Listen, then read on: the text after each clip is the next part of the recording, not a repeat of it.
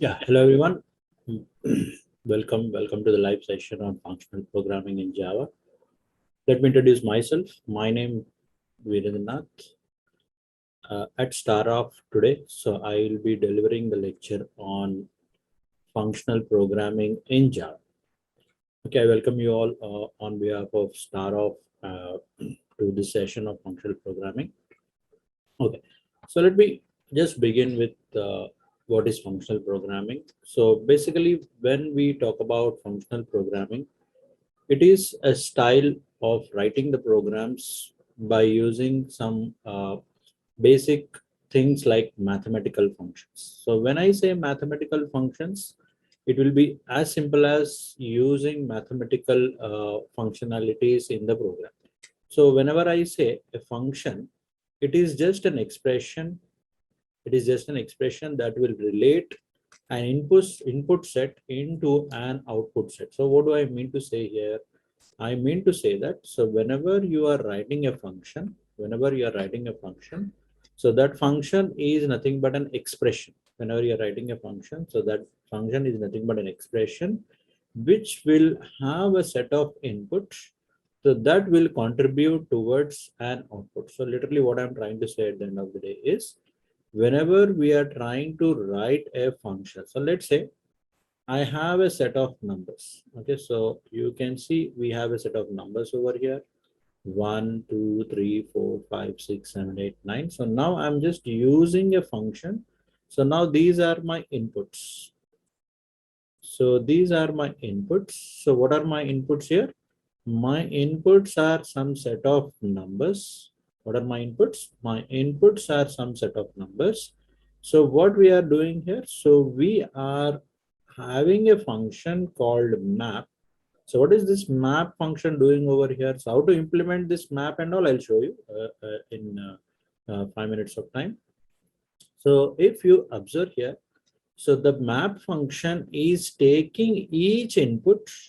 Map function is taking each input and converting that into a square. So converting that into a square. So simply like 1 into 1. So as I've told you here, function is nothing but an expression. So it is nothing but an expression which will relate an output to, which will relate an input to the output, which will relate an input to the output. So what the actual thing that we are trying to do over here, we are squaring each number. So first my input is 1. So if you are taking 1 over here, so that 1 is transformed into 1 into 1. Why is this the transformation taking place? Because we have defined a function so that would take an input and turn that input into a square. So 1 into 1, so which will be 1, obviously. So which will be 1. So the output here is 1. Okay, we have an input. So that will be taking up a function. So as I told you, a function is just an expression, so which will relate the input to the output. And then the next input is 2. So then it turns 2 into 2 into 4. And next input is 3. So it will turn 3 into 3. So basically the inputs get changed. So input gets changed wherever you have a new number. So that input gets changed because it is an iterative program. So it is an iterative program. It is not like every time it will take 1. So it will be an iterative programming. Every time it changes the input, and that input will be turned into a square, So now if you observe here, 1 is changed to 1 because 1 square is 1. So 2 is changed to 4 because 2 square is 4. 3 square is 9 because 3 into 3, as you know, is 9. So 4 square 16, 5 square 25, 6 square 36, 7 square 49, 8 square is 64. Then if we try to apply one more function, so whenever you take up any program, so as a programmer, so you play with 3 things. So what are those 3 things you play with? Input, processing, and output. So what is this input? Literally, input is something which we give. So input is something which we give. So what we are giving here? We are giving the set of numbers. We are giving the set of numbers, and that numbers will be processed. So what is the processing activity here? Processing activity is nothing but the map. So processing activity is nothing but the map. So whenever I'm saying mapping here, so map is nothing but my function. Map is nothing but my function. Okay. So then that function is being transforming the given value into the square. Once the transformation has taken place, so this will be turned as the output. And now, as I've told you, I got the output. So there the story never ends. So this output can be an input to another function. So let me say I want to filter out the values which are greater than 9 from this set. Okay, so from this set, I want to filter out the values. I want to filter out the values which are greater than 9. So what I'm trying to say here at the end of the day, so the inputs are again, the inputs are processed to outputs, and those outputs are again considered as inputs, and then the story repeats. So processing and the outputs, processing and the output. So what is the processing over here? So this is the processing.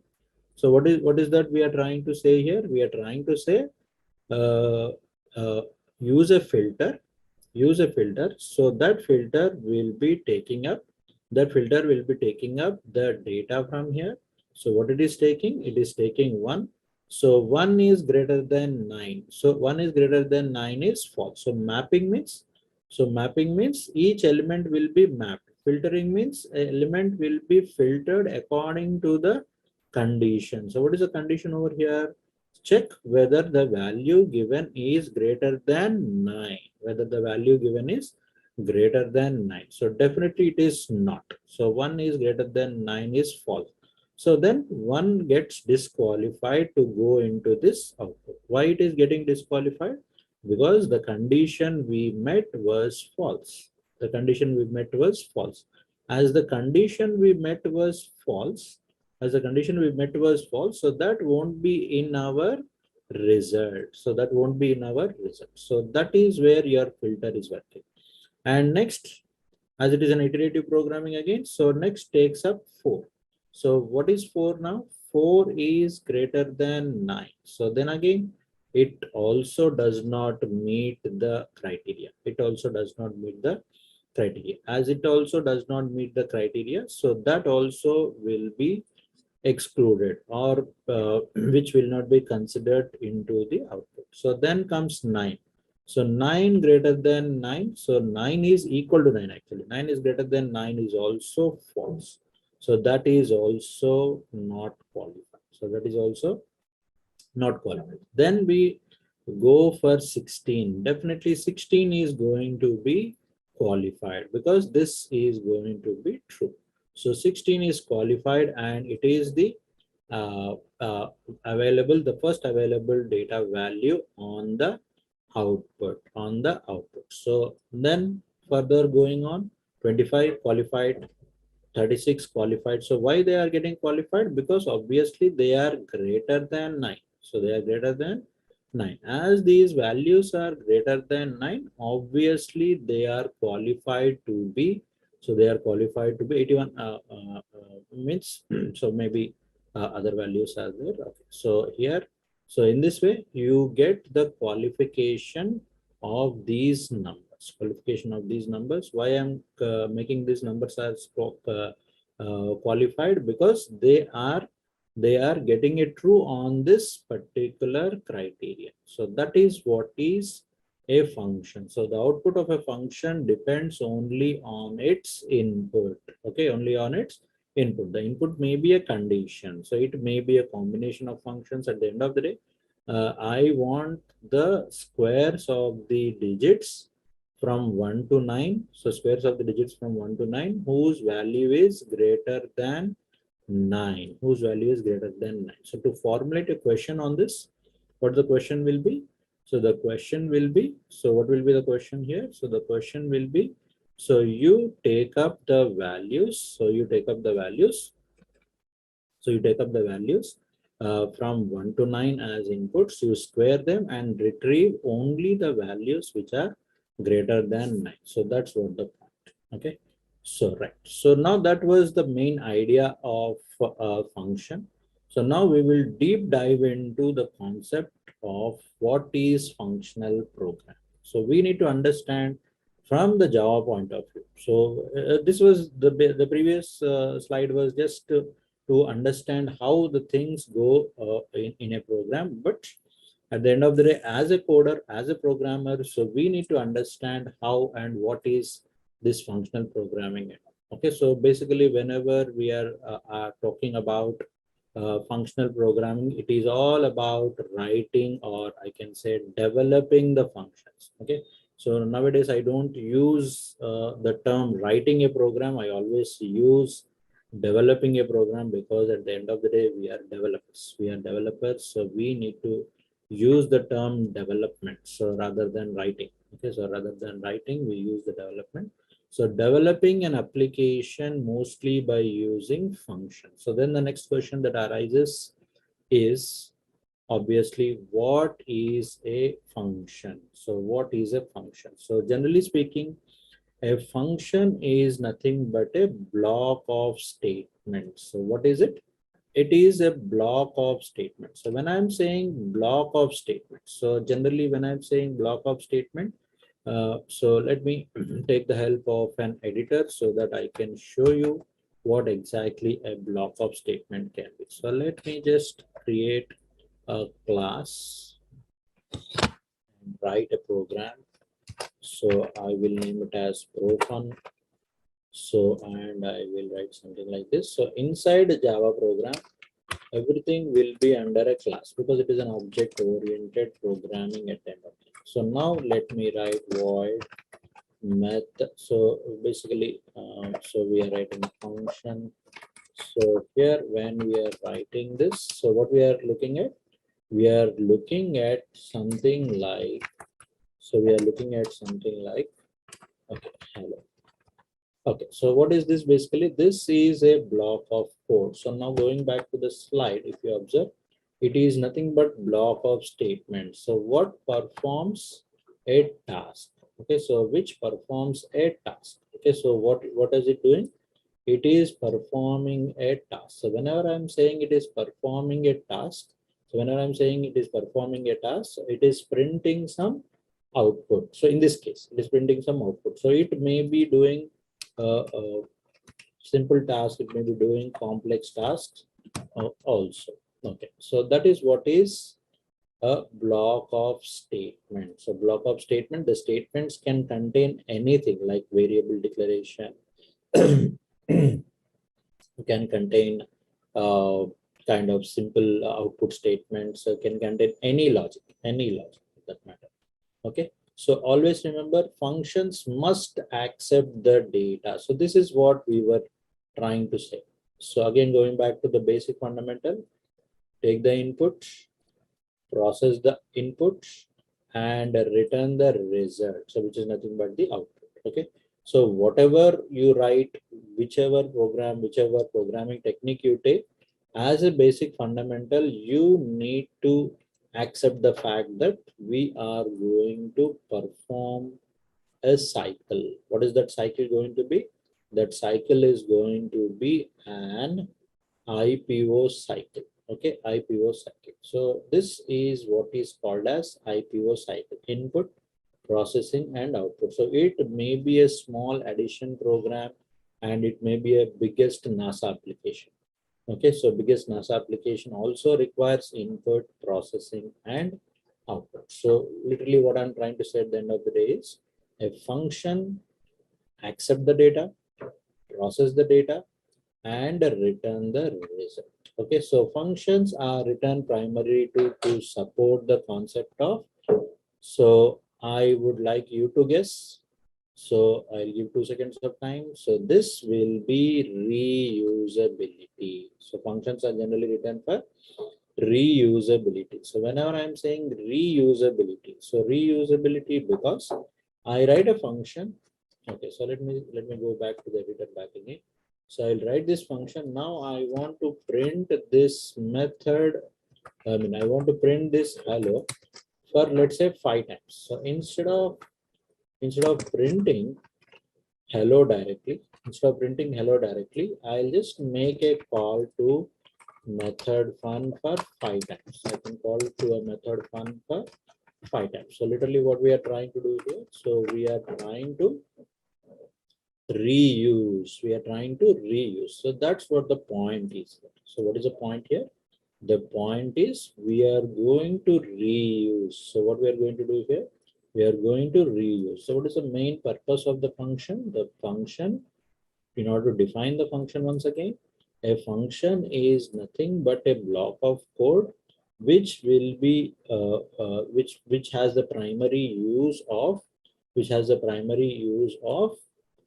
getting reused by having some set of statement inside that. Okay, so that is what the point we need to understand. So then once a function is written, so that is what I was trying to do. It will be called easily without have to write the same code again and again. So I don't have to write hello 5 times here. So I don't have to write hello 5 times here. So I just have to write methfun. So what will I get? I will get that hello for 5 times. I will get that hello for 5 times. So literally what I'm trying to say at the end of the day, I'm trying to say that a function is a block of code. So which can take the data. So now, for example, if I'm saying string yes, okay. So string yes. So every time I'll say so hello plus yes. So hello plus yes. So first time I will say I will say Mark. So second time I'll say Steve. So second time I'll say Steve. So third time I'll say something like Hardik. Okay. So and then I will say pen. And next I will say Nilesh. So what is happening over here? So here you are able to see that. So first time it is going to be Mark. So Mark. Second time it is going to be Steve. So let me run it once again. So now you can see hello Mark, hello Steve, hello Hardik, hello Pen, hello Nilesh. So what exactly is happening over here? Exactly we would like to see. So exactly we would like to see. So what we are looking at here. So we are able to see. So what we are able to see over here. So we are able to see Mark is being called for the first time. So Mark is being called for the first time. And then Steve is called for the next time. So Hardik is called for the third time. Rupen is called the next time. Nilesh is called the next time. So what is this at the end of the day? So now going back to the definition here. So what we are able to see over here. So we are able to see, okay, let me just clear out the diagram. Okay, so clear. Okay, so what we are able to see over here, so we are able to see that. So it is a block of statements. It will accept the data. So we have accept the string here. So support the concept of reusability. Mark is using, Steve is using, Hardik is using. So every time each one is using. So this code is written. So hello, I just said only once. So every time the call is made, hello is being added. So that's what is the main importance of the function. Okay, so basically in Java, functional programming revolves around three things. The first thing is it is a first class function. So when I'm saying a first class function, so first class function is the one which will use the entities like string, numbers, which can be passed as the arguments and can also be returned. Okay, so can also be returned. So they are also returned or assigned to a variable. So we can assign to a variable. So we can return that function. So that is why we call it as a function. So returning in the sense. So now, for example, I want to return here. So if I want to return here, so let me just say. So I'm making you understand all these things by this simple example. So I will say here return. So I will say here return. hello plus yes. So here what I'm trying to do, I'm trying to return. I'm trying to return. Okay, so I'm trying to return something. So what I can do, so I can even assign that into a variable. So here I can say system.out.println as a method is returning. So we will try and have that in the, so we'll try and have that in in so we'll try and have that in the system.out.println so that we can print the output. So we can print the output. So that's the point of it. So because we are writing that inside, so we are writing that inside the, so inside the return. So that is what the point over here. So every time it returns, it has to be displayed. So that is why I'm making use of the system.out.println here. So here what you observe, so you observe the same output, but still it is returning. So this is what is written. So it is going to return a string. It is going to return a string. So, and then even I can make use of, so I can even say s1 is equal to method fun of, okay, so method fun of string. Okay, so what is this going to be? So this is going to be S1. So what is S1 going to be now? S1 is going to be hello. So what is happening? So this is being assigned into a variable. So this is being assigned into a variable. So these all points make our functional programming as a first class function, as a first class function. Then coming to the pure function. So pure function is the one which has no side effect while it's execution. So we'll come back to that. So has no side effects. What is that? So an higher order function is the one which can take a function as an argument and return a function. So it can take a function as an argument. So we are going to take this function as an argument. So this function will be an as argument. Okay, and it even can return a function. So this is what we are going to understand. But before trying and understanding all these things, so I would like to give you a brief introduction kind of thing to the very important concept of lambda expressions, because these are the very important things before knowing the functional programming exactly. So before knowing the functional programs exactly, so these are the things that you need to understand. So what exactly are lambda expressions going to be? So these are going to be the functional programming, so which were introduced to us in Java 8 version. So which were introduced in Java 8 version, or you can say they commenced from the Java 8 version, and they are integral part of Java now, and which are very much helping the programmers to work on the program and the application development. So what it does, it will help you out to apply the functional programming. So functional programming, and as I told you, it makes the developer's job easier.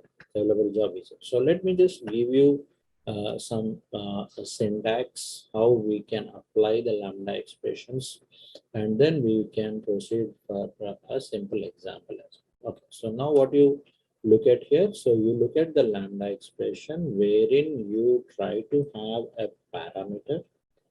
So parameter, and so which gives the expression body, so which is going to be, okay, so this is going to be a symbol, so which will be applying the expression on the set of the parameters. Okay, so we'll try to see some of the characteristics of the lambda expressions, because understanding them is very important.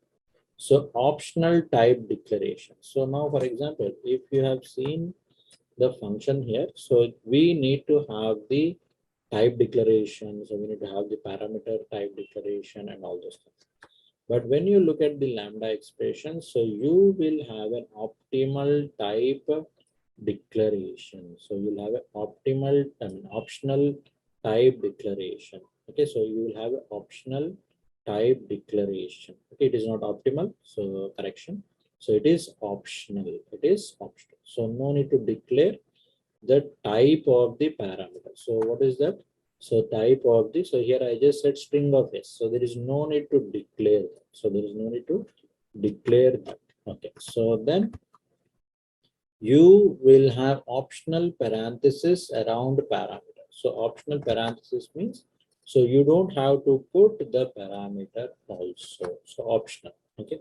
So optional. So definitely when you have multiple parentheses may be required. So now for example, if you are having a string yes, int a, int b, so you might need that multiple parameters. Then optional curly braces. So then there is no requirement of curly braces when you have the body of the expression. So body of the, so I can even call it as a function kind of. Okay, so this is not requiring a curly brace. So not requiring a curly brace. Optional curly braces. Optional curly braces. Okay, and the next important point is optional return keyword. So return keyword is also not important. So return keyword also is not important. So we don't require the type. So we don't require the type. We don't require parentheses. We don't require the braces. When you are using multiple, then you require, of course. So then you don't want return. So these are all the things that are a part of the lambda expression. So when you go for it, so let me just give you idea once again. So here, what are the characteristics? The characteristics are going to be, so what are the characteristics are going to be? So characteristics are going to be optional type declaration, optional parenthesis around parameter, optional curly braces, and optional return keyword. Okay. So before going to further, so we'll try to have a look at one example, so which I already developed. So let me give you that example, then we will go for the other things. Okay. So now here we are going to declare a package. So under that package, I have a class called lambda test.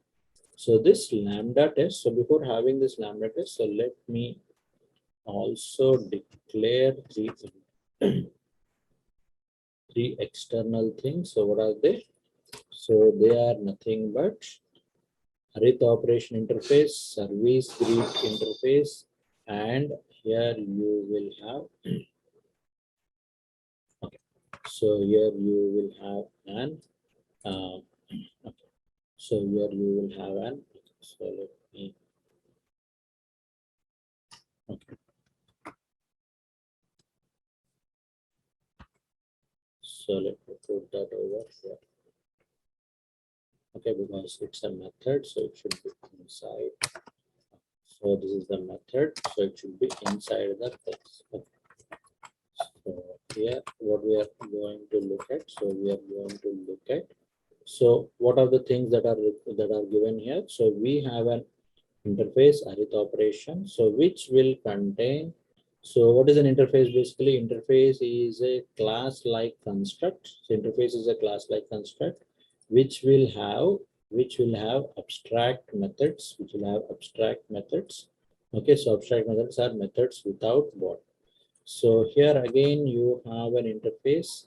So you have an interface. So with name service greet. So with name service greet. So which also is containing a method. So what is that method? Display message. So they are public and abstract by default as well. Okay.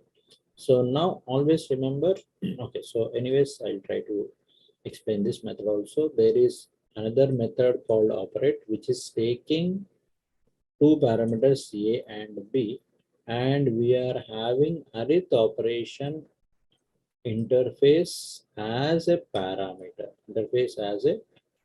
and it will return math operation. So that is this math operation dot operation. So operation is nothing but this method. Okay. Now how the execution will start and where the execution generally starts. So execution starts. Okay, execution starts at the main. So what is generally created here? So for the execution, we have to create the object class. So what we have created over here? we have created the object class. Okay, so object, I mean, or you can say class object, and we have assigned to the tester variable. So tester variable of lambda test type. So that is the variable, the instance variable that we are going to use. And what we are saying here, we are using the lambda expression. So we are using the lambda expression. So what is the lambda expression all about? So lambda expression all about int a comma int b. So when you give this, so it has to calculate a plus b. So what we are doing here, with the type declaration. So what exactly it is? It is an arithmetic operation, which is this interface. Okay, so what it is going to do? So it is going to perform the operation. So it is going to perform the operation. So what kind of operation it is going to perform? It is going to perform a plus b. So this can be any expression. This can be any expression. So, but the parameters, how many parameters are there here? A and b. So now this is without type declarations. I don't even require these types. I don't even require these types. So I don't even require these types. So A and B. So we are taking A and B as parameters and returning A minus B. So what is A minus B? A minus B is nothing but, so A minus B is nothing but the subtraction of the parameters A and B. Subtraction of parameters A and B. Now, when we are giving multiplication, so what is multiplication going to do? It is writing return. So return was optional as I told you. So return was optional, but you can also use return. So with return statement along with the curly braces, So what it is doing? It is doing an operation on these two parameters. So now we are going for without curly braces, so without return of course, so A divided by B. So these are the four things I'm taking the help of with the operation. So what is this? Operation A and B. And then, okay, so then we are going for, okay, so let me go a little bit down. So what it is doing here? So is doing, I mean, we are doing, so system order println 10 plus 5 tester dot operate. So what is this tester object? So tester object. So what is this tester object? So tester dot operate. So operate, what are you sending here? So you can send A, B, and which object? A, B, and the arith operation object. So what is this? Addition. So where is that addition? So that addition is this. So where is the subtraction? That subtraction is this. So means what are the operators?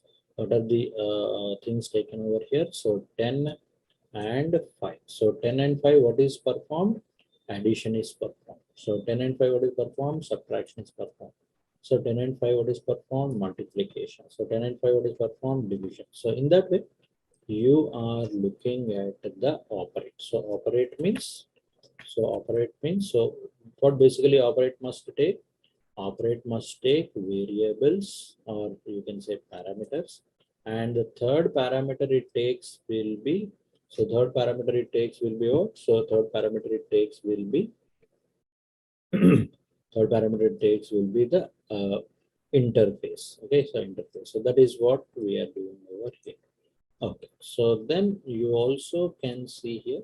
So what did you observe here? So message is system.out.println hello plus message. So hello plus message. So what is getting printed here? We are printing service. So what is service exactly? Service greet is this. So service greet contains what? Service greet contains display message. So service greet contains display message. So once you say display message, so where is Steve going now? So Steve is going into, what? So Steve is going into the display message. So Steve is going here. So Steve is going here. So what is that happening? So we are sending the message. So Steve is being put over here. So being put over here. So which is greet service. So greet service Steve. So display message. So greet service 1, display message.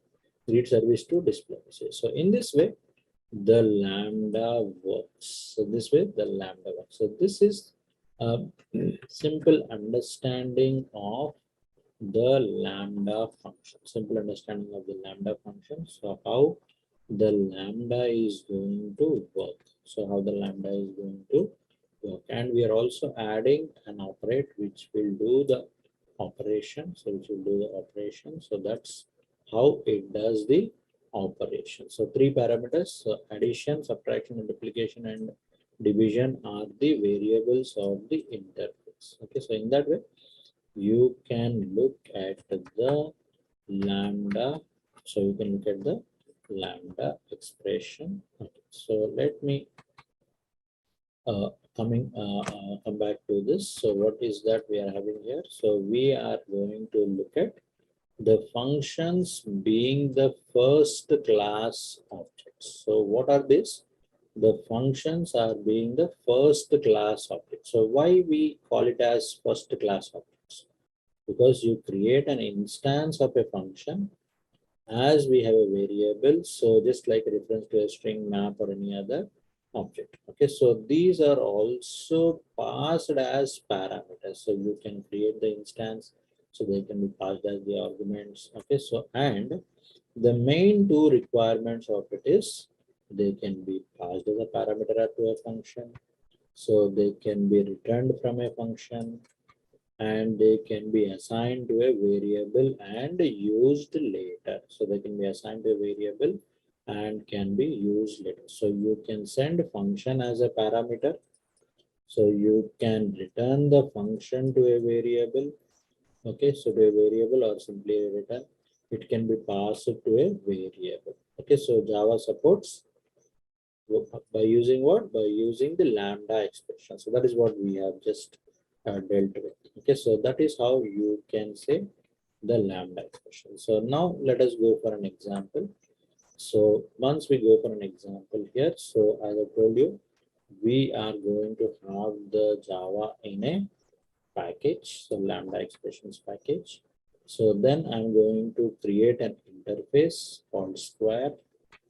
So and then you are going to create a method square.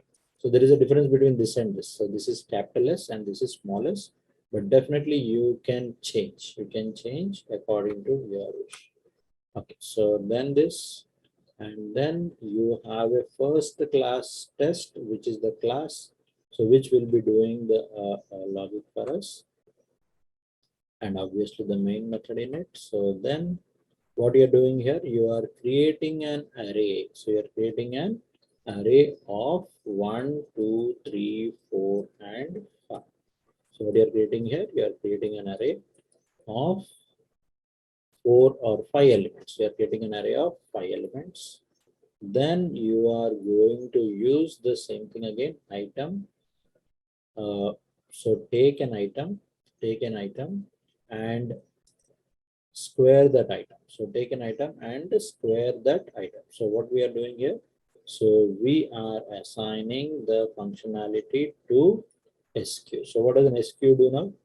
SQ will take up each and every element. So what is this? Basically I is equal to 0. So it start at 0. Go to I less than array's length, which is nothing but 5. So go to I less than 5. So taking up each and every element, SQ dot square of array I. So first 1 will be taken into here. So square of 1. So square of 1, SQ square of 1. So what is SQ square of 1? SQ square of 1. So what is this? It is going to take the item. And what is the operation that will take place? So the operation that will take place is this. So 1 taken, and what will be returned? Item into item is returned, means 1 is returned. 1 is returned. Okay, so then 2 is taken, 2 is returned. I mean 4 is returned. So then 3 is taken, 9 is returned. So then 4, you can have 16. So then 5, you will have 25. So in this way, you are going to return the squared value. So you're going to return the squared values of, so you're going to return the squared values of the numbers which are given as the input. So which are given as the input. Okay, so now if you observe here, so if you have first class test, so what we are doing here, so we are having the square, so we are trying to run this, and if you want to, okay, so we want to see the output of the previous logic also, you can just look at it. So these are the things that we get executed with the previous logic. So first all the operations here, and then the printing of the messages. Hello Steven, hello. Now coming to this first class test, so you can simply run this and you will get the answer. So whatever we have expected, so that's the answer that we got. So that's the answer that we got. So this is what we were expecting, and this is what the answer that you are looking at here. So in this way, you are looking at the example on the first class of it. So you can assign. So you can assign. So in this way, you are looking at it. So then we will have an understanding on pure functions. So when we say pure, so pure is nothing but, so it is going to be a function which will not have any side effects. The return value of the function depends only on the input parameters. So depends only on the input parameters. So let's see an example. So the best way to learn programming is by looking at the examples. Okay, so if you have not seen an example on anything, so you are not going to understand. So this is pure function. Pure function means, so we will not have any fussy code or anything. So simply you take up this. Okay, so what we are trying to do here, so we're trying to say result sum 2 of 3. So what generally happens, so the call will be made here. So this will be taken as 2, so this will be taken as 3, and return a plus b, which is nothing but 2 plus 3, which is nothing but 5. So what is returned? 5 is returned, so and stored in the result, and what will be printed? 5 is going to be printed. So and then same thing. So if you are saying sum 2 and 3, or if you change the values also, it doesn't matter. So in that way, you are looking at the pure functions. So you're looking at the pure functions. So then we are going to look at the high order function. So high order function. So when we look at high order function, so what are the things that will say a function is high order function? So let us understand point by point. It takes one or more parameters as functions. It takes one or more parameters as functions. So what it takes generally? It takes one or more parameters as functions. Okay. So what is a high order function? It takes one or more parameters as functions, and it is returning a function. It is going to return a function. So taking one or more parameters as functions, and it is going to return a function after its execution. Okay, so which method is the greatest example? The sort method. So collections.sort method is a great example. So we'll see what it is. So it is going to accept which function? It is going to accept the comparing method or a comparing function as an argument. So as an argument. So now, so what we are doing here? So we are going to import arrays, Java utils arrays, and then we are looking at the collections. Of course, you can say star and get these two things at a time, not a problem. Okay, and comparator also you can get it at a time, but I wanted to show you how we can get it. So list, arrays, collections, comparator, and lists, and then you will have stream collector. So some stream operation we are going to do. So this is the class name, obviously, and then you'll have the main. So this is common, and what we are doing here, so we are going to create numbers, so which will be, so 3 4 6 7 8. So you can mismatch the order also. So you can mismatch the order also. Okay, so then we are going for, so passing function as a lambda expression. So passing the function as a lambda expression. So passing the function as a lambda expression. So sort numbers. So this is the input that you are taking. So return A dot compare to B. So compare to B. So what does compare to B give? Okay. So compare to B will give you. So will give you the comparison result. And when you are going for, okay, let me change the inputs over here. Okay, or otherwise, let me go for the program execution. So wherein, okay, so okay, so this is not a program. So let me go for HFC. So HFC. So okay, so let me so view task last up.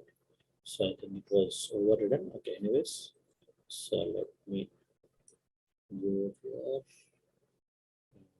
take out this, and let me run it over here.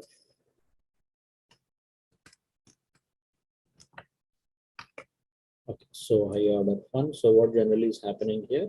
So we are taking a list. Okay, so this is a package. Okay, so this is our package. So let me change the package name. So package.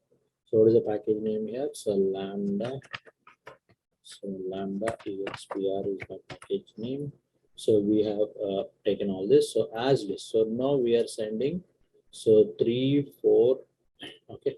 So let me put that in a random order. So let me put it as 8.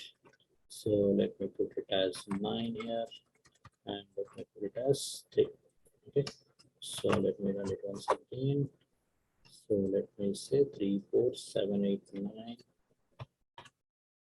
And 9, 8, 7. So because the change of numbers. Okay, so this is a random order. So this is a random order. So now when you are comparing, so when you are comparing, generally what happens when you are comparing, so return A dot compare to B. So when you are comparing here in this case, so when you are comparing in this case, so literally what happens over here, so you can look at the comparison. So A is compared to B. So A is greater than B. So first A, 8 and 4 will be taken into consideration. So if 8 is greater than 4, so what is being compared? So 8 is greater than 4. So it is not. So it will be like, it will be turning that into an order. So that is what compare to will be doing upon the sort. Okay, upon the sort. Okay, so that the internal job of it, of course. So like you can say some kind of insertion sort is being applied. So the functional programming makes it so easy. So if you remember in your days of learning programming, so we need to write insertion sort programs, selection sort programs to do this. But here, if you observe, we are just using a method to or I can say a function.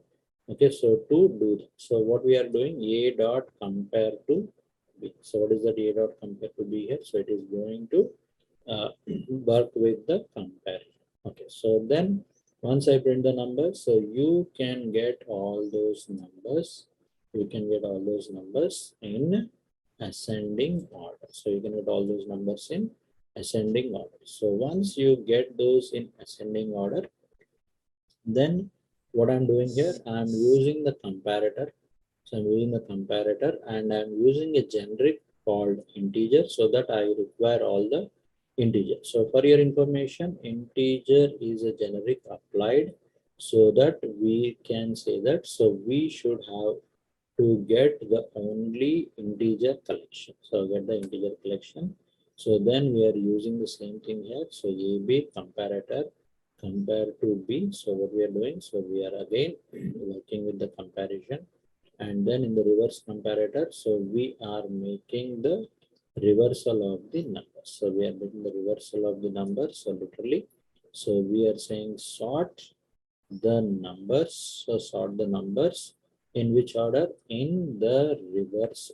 So numbers, we are passing the reverse comparator. So what is this reverse comparator? So it is having the comparator reverse. It is having the comparator reverse. So once it happens, the numbers are reversed. So what is this example for?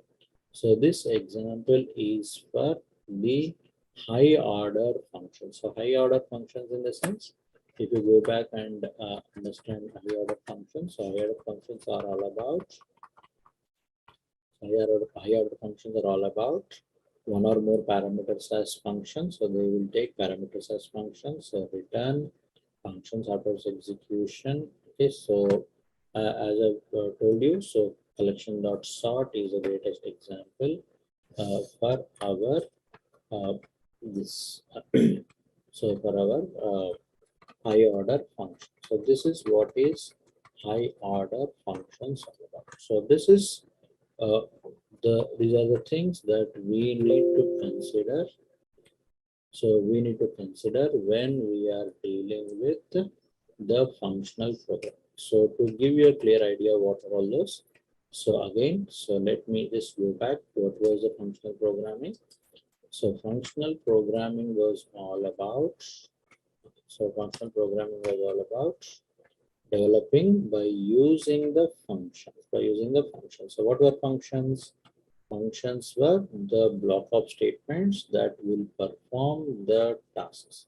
So functions will generally accept the data, process, and return a result. So functions are written for the use of, or I can say reuse of the resources available. Okay, so once the function is written, generally, so we don't have to write the same code again and again. So what are the three things that are generally required for this?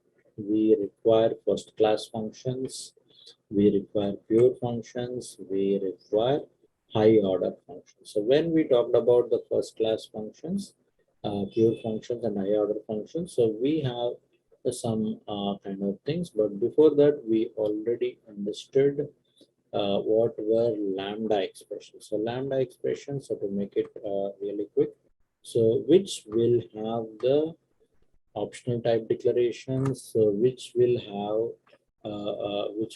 optional parentheses, and which will be having optional curly braces, okay, and which will also have optional return keywords. So basically these are the lambda expressions, and we also had a program which will be giving you an example of how we can deal with the lambda. So how we can deal with the lambda. So by having those parameters. So what are the things that we understood over here? So we were having the parameters. So those parameters we were trying to give without type. Okay, so without return, with return, all those things, and then we also understood what are first class objects. So when we say first class objects, so what we said, so we said that it can be passed as a parameter to a function, it can be returned from a function, it can be assigned to a variable, then it can be used later on. Okay, so all these things we understood, and then we also understood an example where we can work with square. So we are working with a square. So with a function, so which will be an example for the first class. Okay, so first class objects. And then we also understood what are pure functions. So pure functions without any side effects, literally. So without any side effects. So we will have a pure function. Then higher order functions. So just we were working on that. So they will take one or more parameters. So it was the example. So we took the example of the comparator interface. So comparator interface. Okay, so this is all about the things that we worked with. Okay, so when we meet in the next session, okay, so when we meet in the next session, we will try to have some realistic examples of this particular functions, and more of lambda programming also on the realistic or I can say the real applications under the functions concept. Okay. So this is it from my side, functional programming from Starof. Okay, so hopefully everyone have got a clear idea of what was functional programming and what are the things required by a programmer to write functional programming. So as I told you, so functional programming has become one of the important aspects of Java programming of late. Okay, so it is very, very important to understand all this. Okay. So it's me, Virendrath, from Starof. Uh, thank you for the session. Thank you for attending. Thank you. Have a great weekend. Thank you.